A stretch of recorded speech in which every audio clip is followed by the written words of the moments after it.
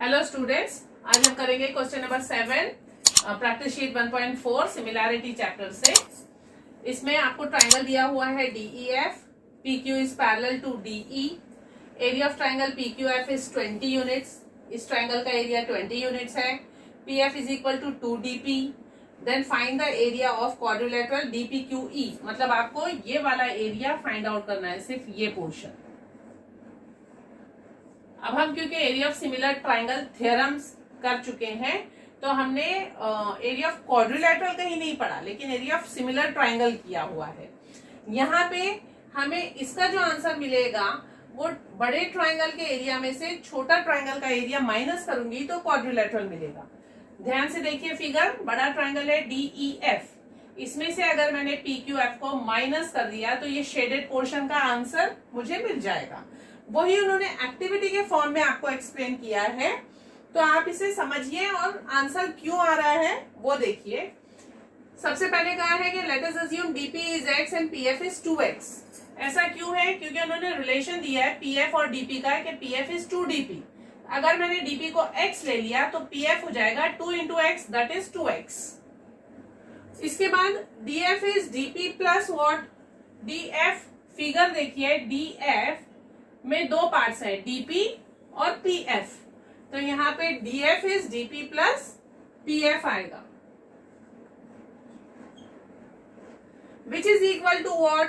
अब यहाँ पे DP की वैल्यू x है जो हमने अज्यूम की है और PF की वैल्यू 2x है, इसीलिए दोनों ऐड होके 3x आ गया। होप आप लोग यहां तक समझ गए। इसके बाद है इन ट्राइंगल FDE और FPQ। FDE बड़ा ट्राइंगल, FPQ छोटा ट्राइंगल, इन दोनों में ये दो एंगल्स हैं जो कि करस्पॉन्डिंग एंगल्स दिए हुए हैं।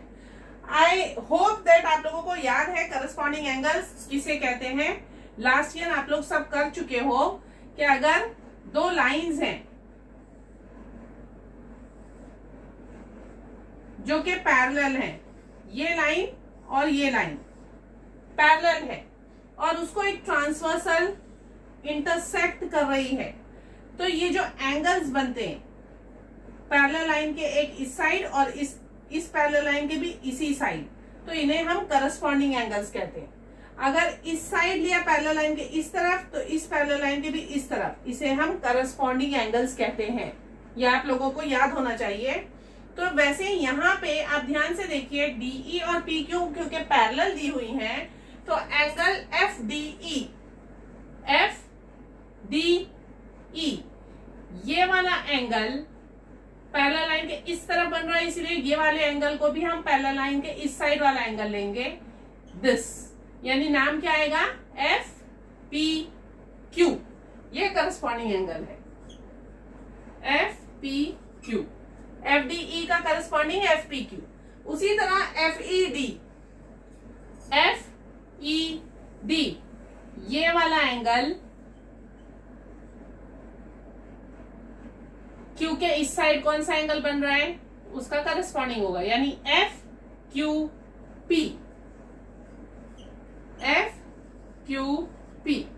अब क्योंकि वो दो एंगल्स इक्वल है इसीलिए ये दो ट्राइंगल सिमिलर होंगे बाय एंगल टेस्ट, और क्योंकि वो दोनों ट्राइंगल सिमिलर हमने प्रूव कर दिए हैं इसीलिए डायरेक्टली एरिया की रेशियो लिखी है जो हमने area of similar triangle theorem से करी थी कि area of triangle FDE upon area of triangle FPQ will be equal to the ratio of the squares of their corresponding sides.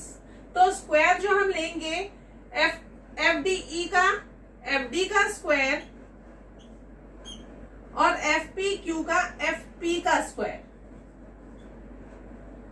जो हमने यहाँ पे अज्यूम किया है, देखिए FD 3x है और FP 2x है, इसीलिए यहाँ 3x और 2x आए हैं क्योंकि दोनों की साइज जो है FD स्क्वायर और FP स्क्वायर हमने ली है। ये कहां से आया है? Area of similar triangle theorem से। उसके बाद जब हमने इसको सॉल्व किया तो 9/4 आ गया, ये x और x कैंसिल हो जाएगा x स्क्वायर होने के बाद, और 3 3 9 2 2 4 क्योंकि स्क्वायर है। फिर यहां से FDE ऐसे ही रखा है, FPQ को इस साइड लेकर आ गए तो इससे मल्टीप्लाई हो गया 9/4 इंटू जो डिनोमिनेटर था वो यहाँ आ गया। 9/4 into area of triangle F P Q.